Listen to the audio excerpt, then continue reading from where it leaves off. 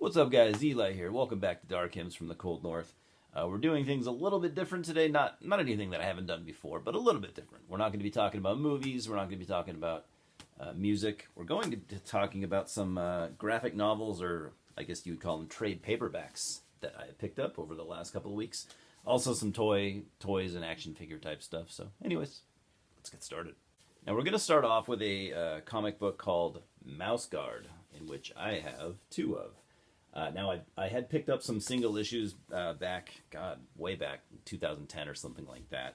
If you haven't heard of if you haven't heard of Mouse Guard, Mouse Guard is a comic book that started in 2006, still going to today, apparently. I haven't really seen them around.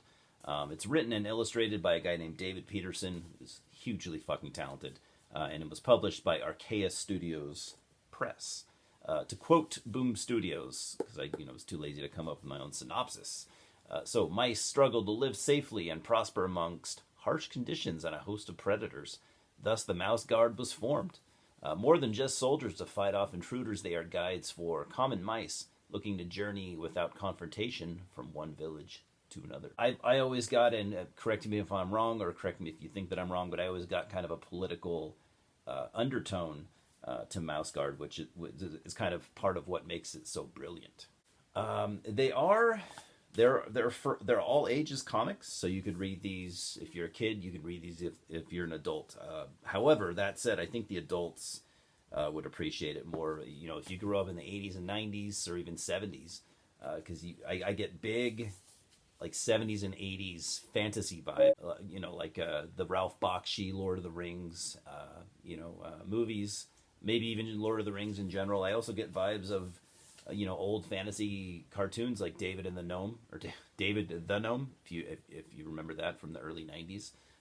If you have nostalgia for stuff like that, I think you could really dig Mouse Guard, because it is incredible. So I've got Legends of the Card from 2010. This was the first one that I think that got this comic on my radar.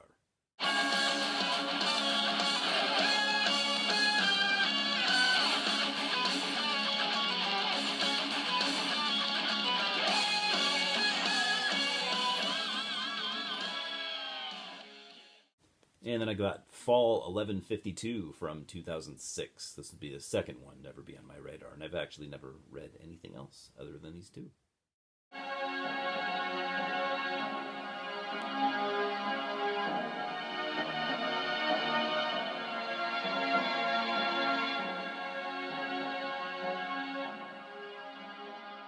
Next we have issue 2 of Elephant Men. So Elephant Men kind of slipped past me. I'd never heard of it until recently. So basically, Elephant Men was a pulpy sci-fi comic that went from 2006 to 2018 and was published by Image Comics. I think I said that already, maybe I didn't. So it was written by Richard Starkings, Tom Scioli, Joe Kelly, and Jill Freshney. The artists were Moritat, Chris Bacallo, Rob Steen, and Chris Burnham. And the inkers were Moritat, Nick Filardi, Aaron Lucen, and Gregory Wright. So, to quote Dark Horse Comics for the most part, Elephant Men was about human-animal hybrids designed to fight a war, but after the war, they had to be integrated in society to try and live normal lives and find purpose post-war.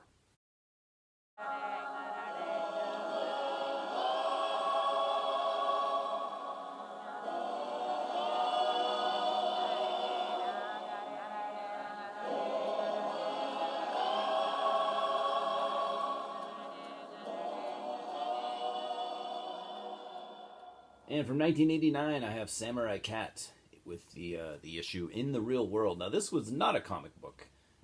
These were strictly graphic novels, never single-issue comics or anything like that. Written and illustrated by a guy named Mark E. Rogers, and this came out via Tor Books. So Tor put out a lot of fantasy and sci-fi books back in the 80s. This is the third book in the series. So the series ran from 84 to 98, actually. And so the premise is basically Miyawara Tomokata, which is this guy right here. He's a cat. He's seeking revenge for the murder of his master. He has to time travel in order to do so, in order to find all these people individually. Now, this is a very satirical book. much like the universe of like Family Guy or any number of things where there's, characters that are animals living among humans, but they don't ever address. It's just it's as if they're all humans, but some are different animals. So pretty cool premise, I gotta say. What I just said probably sounded pretty badass, but it's an interesting read. It's kind of a weird read. I've read a little bit of it so far, and it's very strange. Just because I haven't really read anything quite like this, so it just comes across to me as strange. But I'm enjoying it for the most part. I need to pick back up. It's not long, it's over 100 pages. Pretty cool. Like I said, it's just strange and it's kind of off-putting, but I'm gonna finish it for sure. So if anyone out there knows Samurai Cat, let me know.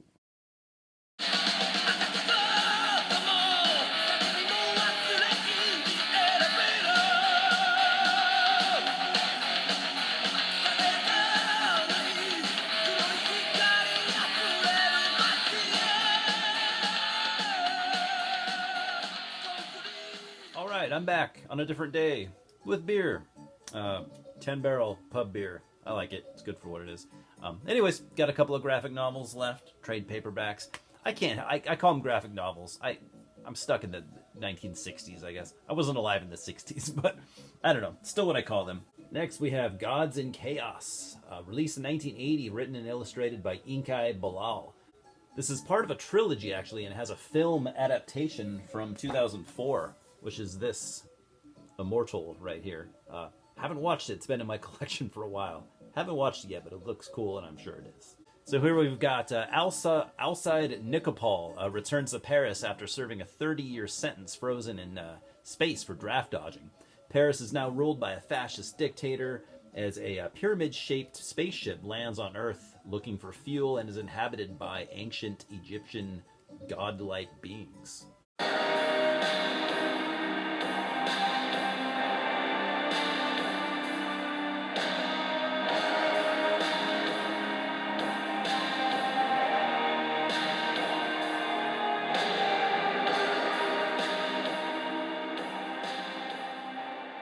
And last but certainly not least, we have the Goon with the Deformed of Body and the Devious of Mind from 2012.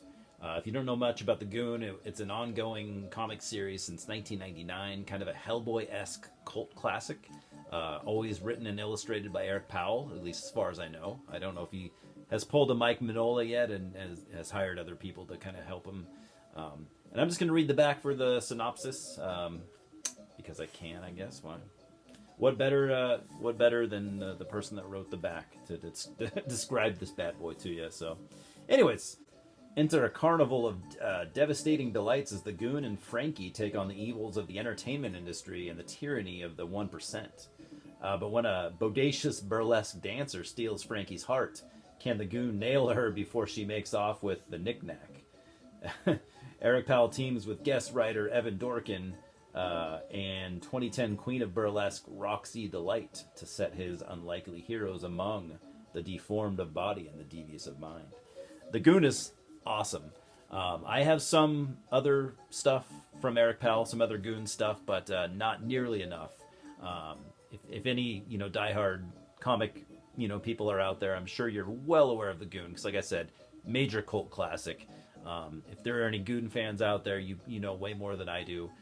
But it is definitely a comic that I'm working on pursuing much more aggressively. I need much more Goon stuff in my collection, long story short. So, anyways, guys, that is it for now. I'm going to get back to my beer. I got a good buzz going at this point, so what do you think?